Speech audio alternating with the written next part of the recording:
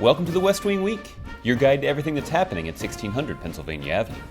This week, the President hosted a summit with North American leaders, addressed the Associated Press, signed the Stock Act and the Jobs Act, and held an Easter prayer breakfast.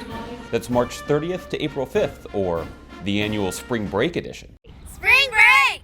Spring break at the White House kicked off with a gathering of North Americans, with the President hosting Prime Minister Stephen Harper of Canada and President Felipe Calderon of Mexico for the North American Leaders Summit, where they discussed important progress on economic growth and competitiveness, citizen security, energy, and climate change.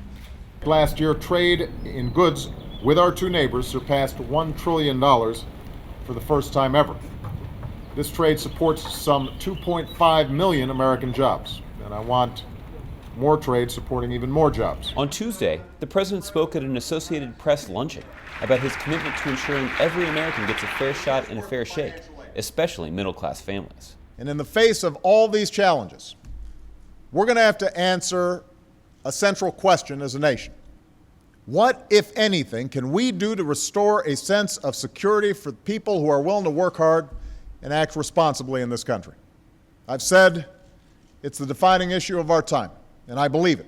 That afternoon, the President signed the Economic Report of the President, which summarizes the nation's economic progress. All right, there we go. And is written by the Council of Economic Advisors, whom he thanked outside in the glorious Rose Garden.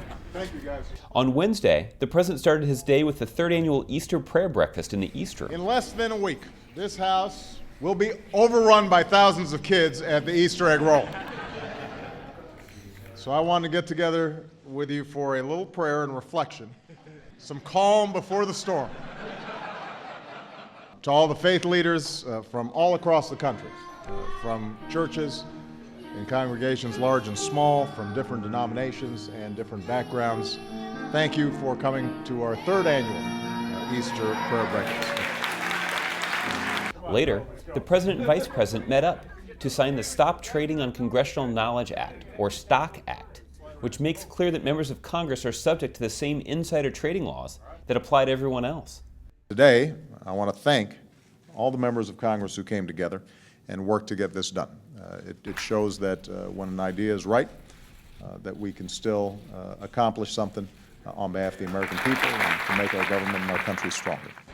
Then, the President stopped in at the Personal Finance Online Summit with 24 leading editors in the personal finance online media world, where he took questions and discussed his efforts to strengthen the economy and put in place rules that will hold big banks and Wall Street firms accountable for playing by the rules.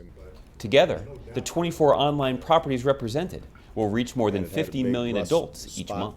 On Thursday, the President signed the Jumpstart Our Business Startups Act, or JOBS Act, which includes key initiatives the President himself proposed last fall to help small businesses and startups grow and create jobs. In the evening, the President hosted a screening for the film To Kill a Mockingbird at the White House. This year marks the 50th anniversary of the classic American film's premiere. So nice to see you. You're still so young. To find out more information on any of these topics or to see complete videos of these events, go to whitehouse.gov. And thanks again for checking out your West Wing Week.